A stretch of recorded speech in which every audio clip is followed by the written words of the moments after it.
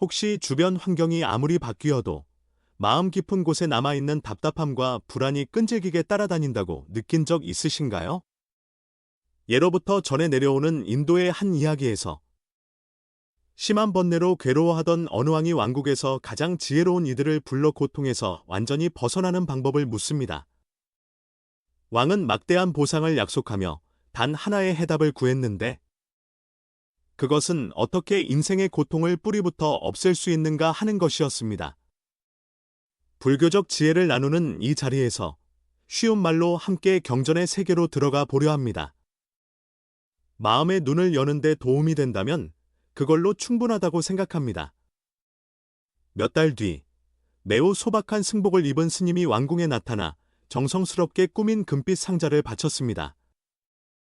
왕은 조급한 마음으로 상자를 열었지만 안에는 그저 평범한 나뭇잎 하나가 들어있을 뿐이었습니다. 왕이 분노하며 이것으로 왕을 조롱하는 것이냐? 라고 묻자 스님은 담담히 대답합니다. 폐하께서 겪는 번뇌는 바깥에서 비롯된 것이 아닙니다. 그 뿌리는 바로 폐하의 마음속 집착에 있습니다. 이 나뭇잎이 금으로 만들어졌든 나무로 만들어졌든 그 가치는 오직 폐하가 어떻게 바라보느냐에 달려 있습니다. 이 영상을 보게 된 것도 결코 우연은 아닐 것입니다. 부처님께서는 사람이 100년을 살면서 생멸의 이치를 보지 못하느니 하루를 살아도 생멸의 진리를 보는 것이 훨씬 낫다고 하셨습니다. 오늘 이 내용을 접하시는 모든 분이 마음의 맑음과 평온을 얻으시길 바랍니다. 댓글로 모든 중생이 괴로움에서 벗어나길 기원합니다라고 남겨주시면 자신과 타인을 위한 작은 기도가 될 것입니다. 이제 우리가 매일 마주하는 번뇌의 정체를 알아보고자 합니다. 불교에서 말하는 핵심 가르침 몇 가지를 통해 집착이 어떻게 우리를 괴롭히는지 살펴보려 합니다. 어떤 사람은 어려운 상황에서도 의연하게 버티는 반면 또 어떤 사람은 작은 시련에도 헤어나지 못하고 괴로워합니다. 똑같아 보이는 사건도 사람에 따라 전혀 다르게 받아들여지죠. 그 차이의 비밀은 2500년 전 부처님의 가르침에 담겨 있습니다. 불교 핵심 교회 중 가장 널리 알려진 것은 석가모니 부처님께서 보리수 아래에서 깨달음을 얻으신 뒤 처음으로 말씀하셨다는 고진멸도라는 네 글자로 요약되는 가르침입니다. 이는 인간이 겪는 고통의 본질과 그것을 없앨 수 있는 길을 명확히 보여줍니다. 옛 기록인 어떤 전승에 따르면 어느 날 부처님께서 기수급 고도관에서 법을 펴시던 중 모리카라는 여인이 찾아와 물었습니다. 스승님, 저는 늘 마음이 어지럽습니다. 생활에 부족함이 없어도 늘 만족스럽지 않은데 이 괴로움은 어디서 오는 것일까요? 부처님은 지혜의 눈으로 바라보시고 답하셨습니다.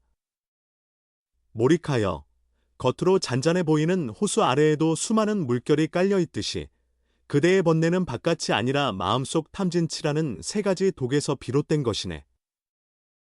불교에서는 이 세 가지 독을 모든 괴로움의 뿌리라고 봅니다. 옛 문헌에서는 탐진, 치의 불길이 선한 뿌리를 태워버리며 그 독사는 공덕을 허물고 그 도적은 진리의 재화를 앗아간다 고까지 표현합니다. 자바암경에도 작은 기름 한 방울이 엄청난 양의 맑은 물을 쉽게 탁하게 만들듯이 사소해 보이는 번뇌라 해도 마음 전체를 흐릴 수 있다고 비유합니다. 불교의 가르침에 따르면 우주 만물은 늘 변하고 흐른다는 모든 것은 변한다는 이치가 있습니다. 그런데 사람은 그것을 항구적이라 여기는 착각에 빠져 변하지 않길 바라는 집착을 키우고 그것이 곧 괴로움의 온상이 됩니다. 금강경에서도 형상이 있는 것은 모두 허망하니 만약 모든 형상을 형상으로 보지 않는다면 곧 부처를 볼 것이니라 라는 뜻이 전해집니다. 세상 모든 것은 인연으로 생겨나고 사라질 뿐 영원히 고정된 실체가 없다는 말입니다. 부처님께서는 옛날 우구필로 숲에서 12연기라는 심오한 진리를 설하셨는데 이는 우리가 무명에서 시작해 노사에 이르기까지 어떻게 고통이 반복되는가를 명확히 보여줍니다. 요컨대 괴로움은 아무 이유 없이 나타나는 것이 아니라 특정한 조건과 인연에 의해 생겨나고 자라난다는 것입니다. 부처님은 고통이 존재함을 말함과 동시에 고통이 일어나는 까닭과 그것에서 벗어나는 방법까지 제시해 주셨습니다. 인도의 옛 비유 중에 물속에서 뱀을 본 한 나그네가 두려움에 떨었지만 사실 그것은 물속에 비친 나뭇가지였다는 이야기가 있습니다. 부처님은 세상의 많은 괴로움이 이처럼 착각에서 비롯된 것이라고 가르치십니다. 어떤 경전에서는 마음이야말로 모든 것을 주재하고 마음이 마냥 물들면 고통이 따라온다고 되어 있습니다. 바로 우리의 마음 자체가 괴로움을 만들어내는 원인이라는 뜻입니다. 먼저, 집착이 모든 번뇌의 시작이라는 점에 대해 생각해 봅시다. 손에 모래를 꽉 쥐면 더욱 세게 쥘수록 모래는 손가락 사이로 더 빨리 빠져나가죠. 집착이란 그런 것입니다. 놓지 않으려 애쓸수록 오히려 잃게 되는 아이러니입니다. 중화암경에서 부처님은 타오르는 횃불을 들고 거센 바람 속을 거니는 것에 비유하며 결국 불길에 데이는 건 자기 자신뿐이라고 하셨습니다. 집착을 뜻하는 말로 우파다나라는 표현이 있는데 이는 꽉 쥘을 의미합니다. 꼭 물질적인 것에만 해당되지 않고 감정이나 관계, 명예, 심지어 고통스러운 기억에 이르기까지 무엇이든 강하게 붙잡는 마음을 말합니다. 부처님께서도 원숭이 비유를 들어 병 속에 들어있는 먹이를 움켜쥐느라 빠져나오지 못하는 원숭이 이야기를 들려주셨습니다. 손을 펴기만 하면 탈출할 수 있지만 먹이를 포기할 수 없어서 결국 잡히고 마는 것이죠.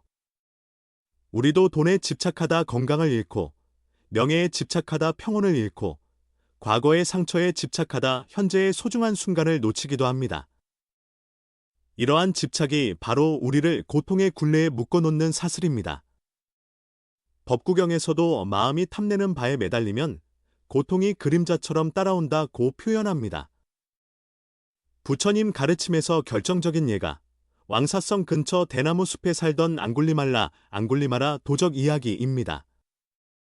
무수한 살생을 저지른 그가 부처님의 자비로운 가르침으로 빠르게 마음을 돌이킬 수 있었던 이유는 그가 증오를 움켜쥐던 손을 놓았기 때문이라는 설명이죠. 들고 있던 불덩이를 놓으면 더는 데이지 않듯 집착이야말로 우리를 지속적으로 해치는 뜨거운 불덩이인 것입니다. 집착의 본질은 자아를 바깥 사물에 투사하는 데 있습니다. 내 집, 내 사업, 내 명성이라고 말할 때 우리는 나라는 개념을 점점 확장해 그것들을 마치 자기 몸인 양 여기게 됩니다. 그러다 그것이 조금만 바뀌거나 손실되면 곧바로 내가 위협당한다고 느끼며 고통을 겪게 됩니다. 그래서 반야심경에서 오온이 모두 텅 빔을 보아라라고 한 것입니다. 나와 내 것이라는 생각 자체가 환상이며 실제로 붙잡을 실체가 없다는 뜻입니다. 옛날 어느 선문에서 스승이 제자에게 눈 덮인 매화나무를 볼 때 너는 무엇을 보느냐 하고 묻자 제자는 꿋꿋이 서 있는 매화를 봅니다라고 답했습니다. 그러자 스승은 고개를 저으며 너는 매화가 아니라 내 집착을 보고 있을 뿐이라고 말했습니다. 우리가 보는 세계는 있는 그대로의 세계가 아니라 집착이라는 안경을 통과한 왜곡된 모습이란 의미입니다. 일상에서도 우리는 건강을 잃을까 두려워하고 죽음을 무서워하고 물질이나 권력을 갈망하고 과거에 얽매이거나 미래를 불안해하는 모습으로 집착을 드러내곤 합니다. 그러나 이 모든 것은 시간이 흐르면 변할 수밖에 없는 것들입니다. 흐르는 물을 움켜쥐려 해봐야 손에 남는 건 허탈한 뿐이듯 무상한 세상에 집착을 붙이는 것은 필연적으로 고통을 부릅니다.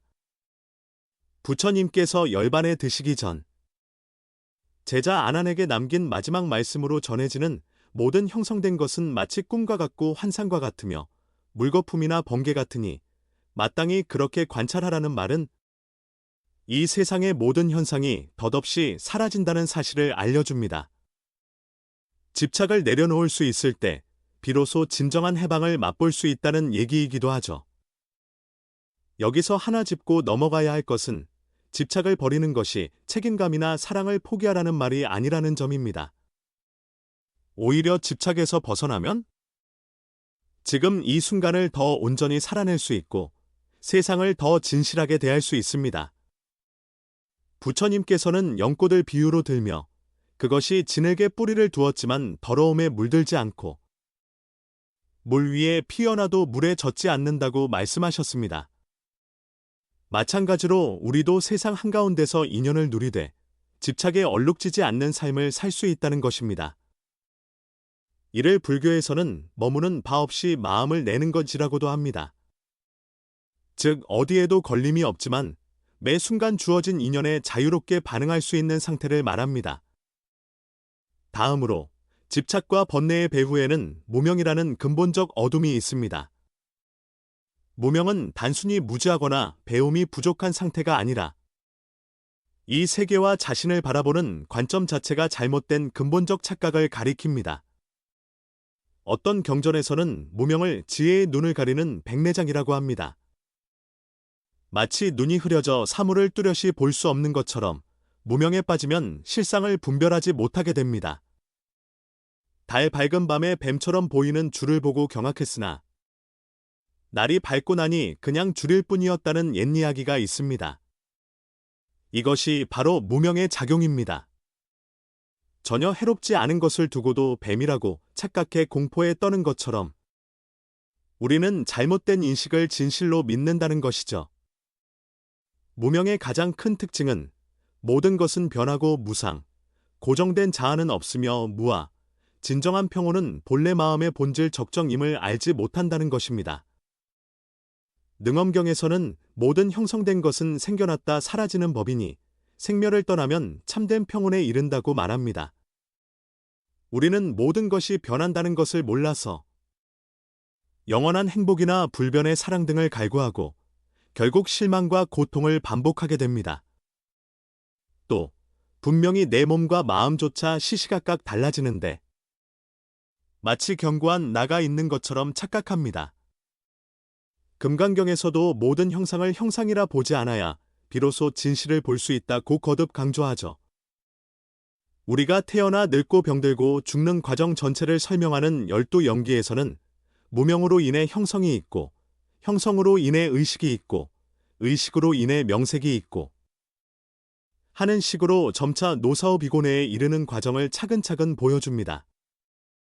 무명에 물든 눈으로 세상을 보면 분노가 많은 이는 온통 적만 보이고 욕심이 많은 이는 온통 이익만 보이고 두려움이 많은 이는 온통 위험만 보입니다. 그런데 이것은 사실 세상의 본 모습이 아니라 무명이 만든 편견일 뿐입니다. 또 공공기라는 개념도 빼놓을 수 없습니다. 모든 사물은 고정된 실체가 없으며 인연 따라 생겨나고 사라지기에 서로 의존해 존재한다는 것이 공의 핵심입니다. 무명은 우리가 이러한 공의 본질을 깨닫지 못하게 만들어 끊임없이 실체가 없는 대상을 붙잡으려 하게 만듭니다. 마치 물에 비친 달을 움켜쥐려는 것과 같은 헛된 시도가 이어지는 것이죠. 이 무명을 없애는 핵심 열쇠가 지혜입니다. 여기서 지혜는 단순한 지식이나 정보가 아니라 세상과 자기 자신을 있는 그대로 꿰뚫어보는 통찰을 뜻합니다. 어두운 방에 불을 켜면 자연스레 어둠이 사라지듯 지혜가 떠오르면 무명은 저절로 물러납니다. 옛 조사 가운데 한 분이 본래 마음엔 아무것도 없거늘 어디에 티끌이 묻을 것인가라고 하셨는데 이는 우리의 마음 본성은 원래 맑고 깨끗한데 무명의 먼지가 쌓여 있어 그것을 알아차리지 못하는 것이라고 볼 수 있습니다. 그래서 이 먼지를 닦아 나가는 과정이 수행이며 한 번에 끝나는 일이 아니라 꾸준한 관찰과 자각이 필요합니다. 그리고 또 하나 중요한 가르침은 가해라고도 부르는 집착 어린 갈망입니다. 부처님이 깨달음을 얻은 그 밤에 통찰하신 내용 중 하나가 인간 고통의 근본적 동력이 생존과 소유에 대한 갈망, 그리고 그 반대인 소멸에 대한 갈망이라는 것이었습니다. 어떤 경전에서는 목마른 사람이 바닷물을 마시면 마실수록 더 목이 마르다고 하듯 갈망이 만족을 부르는 법은 드물고 오히려 갈수록 불길이 더 거세진다고 말합니다. 불교에서는 이런 갈망을 크게 세 가지로 구분합니다.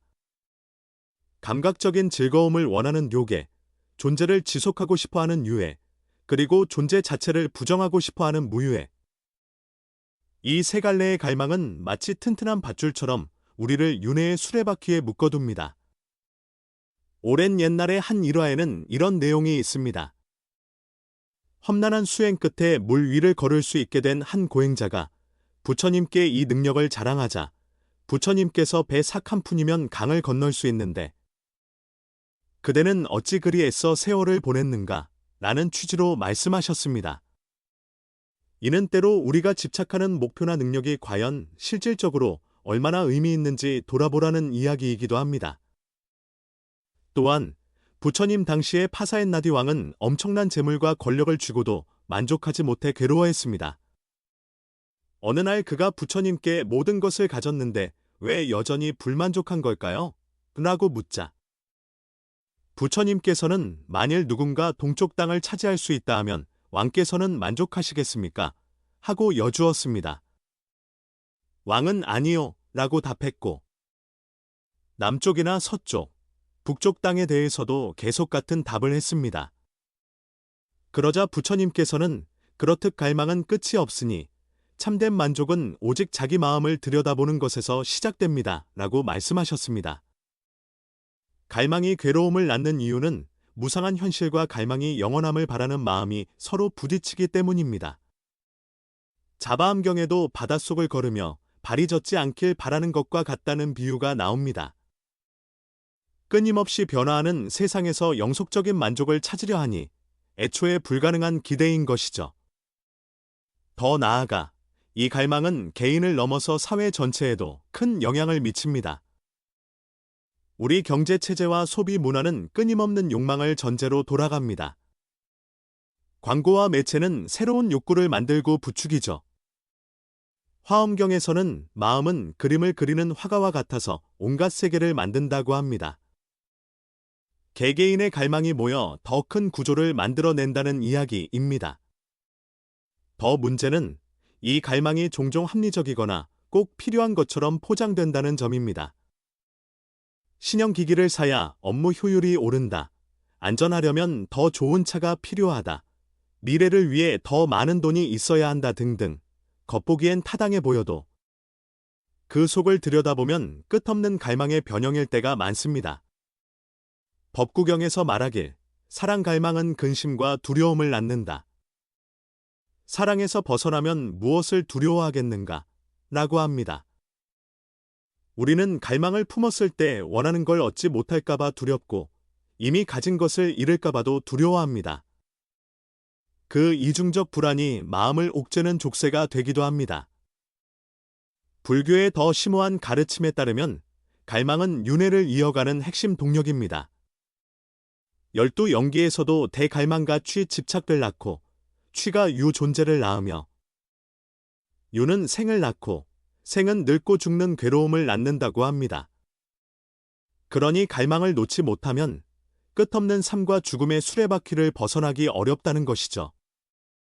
부처님께서는 갈망을 벗어나는 구체적인 방법으로 중도를 강조하셨습니다. 감각적 욕망에 빠져서도 안 되고 자신을 괴롭히는 극단적 고행에 빠져서도 안 된다고 하셨습니다. 마치 검은고 줄이 너무 팽팽하거나 너무 늘어져 있으면 좋은 소리가 나지 않는 것처럼 지나치지도 모자라지도 않은 절도가 필요하다는 것입니다. 어느 정도의 욕망이나 목표는 삶에 필요한 원동력이지만 무절제하게 휩쓸리면 결국 고통의 불길 속에 자신을 던지게 됩니다.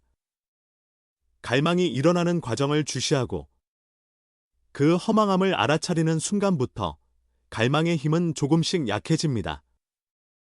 결국 번뇌의 근원인 집착, 무명, 갈망을 이해했다면 이를 일상 속에서 어떻게 적용할 수 있을까요?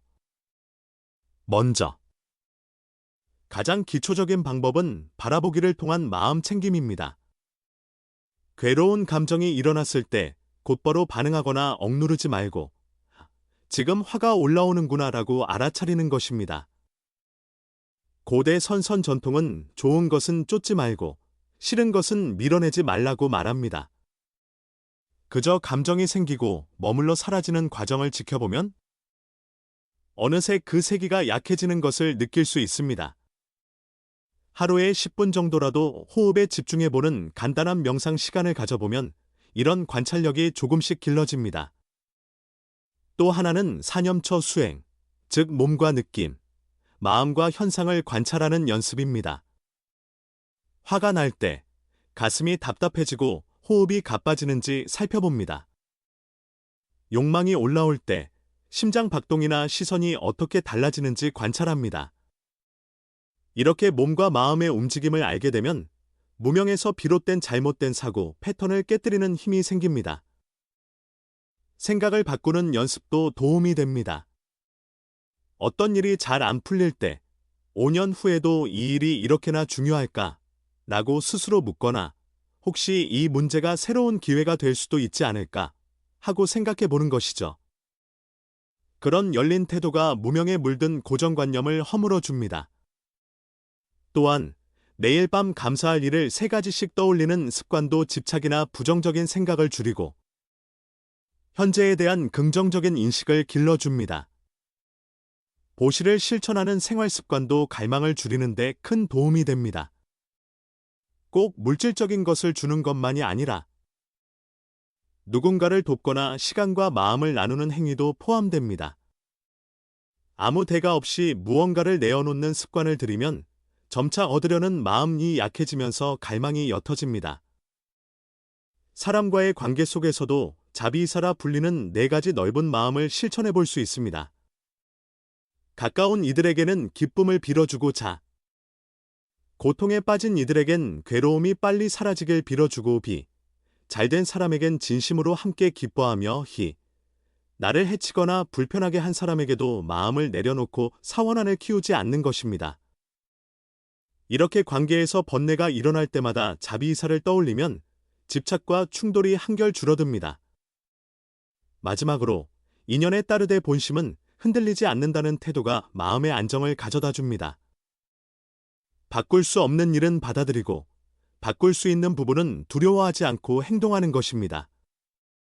대나무처럼 뿌리는 단단히 받고 줄기는 부드러워 바람에 따라 흔들리면서도 꺾이지 않는 모습과 비슷합니다. 이 모든 방법은 우리가 세상을 떠나 은둔 생활을 해야만 가능해지는 게 아닙니다. 오히려 일상생활 속에서 작은 습관들을 조금씩 바꿔가는 과정이야말로 번뇌를 내려놓는 가장 실질적인 길입니다. 부처님께서는 보리 깨달음 마음 밖에서 찾는 게 아니라 바로 이 마음 속에서 피어난다고 하셨습니다. 괴로움이 멀리서 오는 것이 아니라 우리 마음 작용에서 비롯되듯이 해탈도 멀리 있지 않고 우리의 선택과 깨달음 속에 이미 씨앗이 있다고 봅니다. 지금까지 살펴본 3가지 핵심 진리, 즉 집착이 번뇌를 낳고 무명이 잘못된 인식을 일으키며 애욕갈망 이 윤회를 지속시킨다는 불교의 통찰은 결코 이론에만 머무르지 않습니다. 법구경에는 스스로 마음을 밝히고 부처님의 가르침을 실천하라는 구절이 있습니다. 모든 가르침은 결국 우리의 마음을 밝히는 데 목적이 있다는 뜻입니다. 괴로움은 밖에서 온 것이 아니라 안에서 만들어진 착각이고 그 괴로움을 없애는 해답도 결코 먼 곳에 있지 않습니다. 집착을 놓는다는 건 사실 잃는 게 아니라 오히려 자유를 얻는 것이고 무명을 걷어낸다는 건 사실 착각을 버리고 진실을 보는 길입니다. 갈망을 넘어선다는 건 끊임없는 갈증에서 해방되어 진정한 평온을 찾는 일입니다. 이 모든 지혜는 사실 우리 매일의 작은 선택들에서 드러납니다. 갈등이 생길 때 바로 감정적으로 대응하지 않고 한 박자 쉬어보는 것, 누군가를 도울 기회가 있을 때 기꺼이 손 내미는 것, 여러 상황 속에서 나의 마음 작동 방식을 살펴보는 것. 그것이 바로 수행이자 실천입니다. 선사들이 말하듯 평범한 일상이 곧 가장 깊은 진리라는 말도 그래서 나옵니다. 마지막으로 오래된 선문 하나를 함께 생각해 보고 싶습니다. 이미 잔이 가득 차 있다면 새로 무언가를 붓는 것이 가능할까? 번뇌는 때로 없애야 할 적이 아니라 그냥 있는 그대로 볼 필요가 있는 대상일 수 있습니다. 고통도 마찬가지로 억지로 없애려고 하기보다는 그 실체를 알아차리는 일이 먼저일 때가 많습니다. 부처님의 가르침으로 자신을 관조하기 시작하면 서서히 번뇌의 실상이 보이고 해탈의 길 역시 환히 드러납니다. 오늘 이 가르침을 접하신 것 자체가 특별한 인연일 것입니다. 이 옛 지혜가 여러분 마음속에 작은 씨앗으로 자리 잡아 언젠가 꽃 피우길 바랍니다. 그리고 혹시 일상 속에서 번뇌를 다스려 본 경험이 있으시다면 함께 나눠주시겠어요? 여러분의 이야기가 누군가에게 귀중한 빛이 될 수도 있을 테니까요. 괴로움의 이치를 알게 될 때 마음이 본래의 맑음으로 돌아감도 함께 깨달으시길 기원합니다.